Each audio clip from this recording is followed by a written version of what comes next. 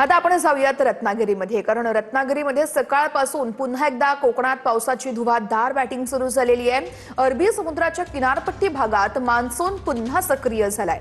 गेल्या 24 तासात रत्नागिरीमध्ये सरासरी 46 मिलीमीटर इतक्या पावसाची नोंद झाली आहे। आज आणि उद्या 2 दिवस समुद्र देखील खवळलेला राहणार असल्याचं सांगितलं जात आहे। त्यामुळे प्रशासनाकडून या ठिकाणी न येण्याचं आवाहन केलं जात आहे। मनोज लेले आमचे प्रतिनिधी आपल्याला सविस्तर अपडेट्स देत आहेत। मनोज, रत्नागिरीत आता पुन्हा एकदा वरुण राजानं हजेरी लावलेली आहे। सध्याचे अपडेट्स काय आहेत? वर्षा, नक्कीच सध्या अरबी समुद्र किनारपट्टी भागामध्ये आपण आहोत आणि या ठिकाणची परिस्थिती बघू शकता की सध्या जो मॉन्सून रखडलेला होता तोच मॉन्सून सध्या सक्रिय झालेला आहे। गेल्या 16 ते 17 दिवसांपासून याच मॉन्सूनची प्रतीक्षा होती आणि खऱ्या अर्थानं तुम्ही बघितलं तर अरबी समुद्र सध्या खवळलेला पाहायला मिळतो आहे आणि अरबी समुद्रावरती सध्या काळ्या ढगांची दाटीवाटी आहे। म्हणजेच या ठिकाणी पुन्हा एकदा मॉन्सून सक्रिय झालेला पाहायला मिळतोय।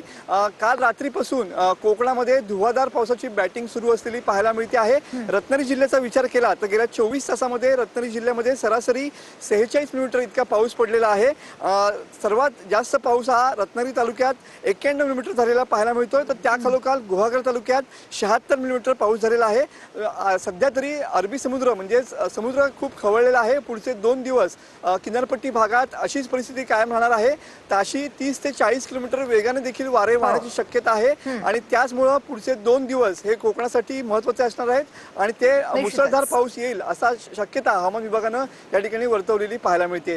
मनोज, या संदर्भातले अपडेट्स घेत राहू, तुर्तास धन्यवाद। आता जाऊयात नाशिकमध्ये। नाशिकच्या बागलाण तालुक्यातील मुल्हेरसह संपूर्ण परिसरामध्ये मुसळधार पाऊस झालेला आहे। दमदार पाऊस झाल्यानं पावसाच्या प्रतीक्षेत असलेल्या शेतकऱ्यांना मोठा दिलासा मिळालेला आहे।